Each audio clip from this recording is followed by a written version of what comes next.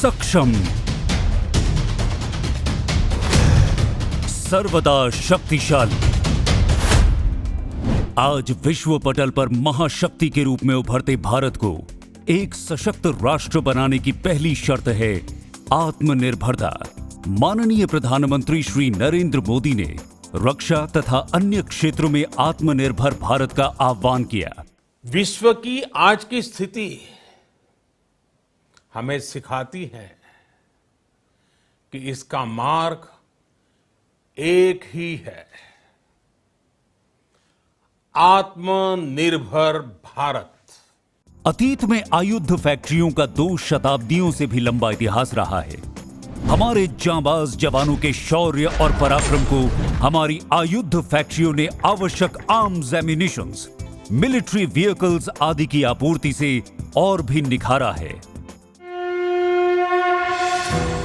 बदलते समय की जरूरतों के अनुरूप ढलकर अब इन्हें और आगे बढ़ाना है। 16 जून 2021 को केंद्रीय कैबिनेट ने एक ऐतिहासिक कदम उठाते हुए ऑर्डिनेंस फैक्ट्री बोर्ड को समाप्त करके 7 नए रक्षा उपक्रमों को बनाने की मंजूरी दी। देश के विभिन्न हिस्सों में स्थित इन 7 रक्षा उपक्रमों के अंतर्गत आने वाली 41 फैक्ट्रियों में व्यापक सुधार कर इन्हें अधिक उत्पादक और प्रतियोगी बनाकर नई चुनौतियों के लिए तैयार करने का लक्ष्य रखा गया है। यह सुनिश्चित किया गया है कि ऑर्डिनेंस फैक्ट्रियों को कॉर्पोरेट्स में बदलने की प्रक्रिया में इससे जुड़े स्टेक होल्डर्स और कर्मचारियों के हित पूरी तरह सुरक्षित रहें। माननीय रक्षा मंत्री श्री राजनाथ सिंह की अध्यक्षता वाला एक अधिकार प्राप्त मंत्री समूह इस कार्य की पूरी प्रक्रिया पर पैनी नजर रखेगा। दूरदर्शी निर्णय इतिहास बदलते हैं और बेहतर भविष्य का निर्माण करते हैं।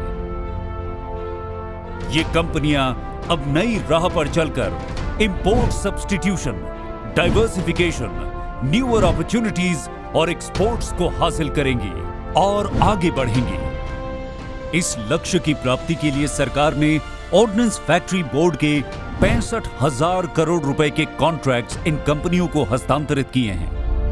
आजादी के अमृत महोत्सव के अवसर पर ऑर्डिनेंस फैक्ट्रियों को दी गई आजादी देश के रक्षा उत्पादन के इतिहास का सबसे महत्वपूर्ण और प्रगतिशील निर्णय है।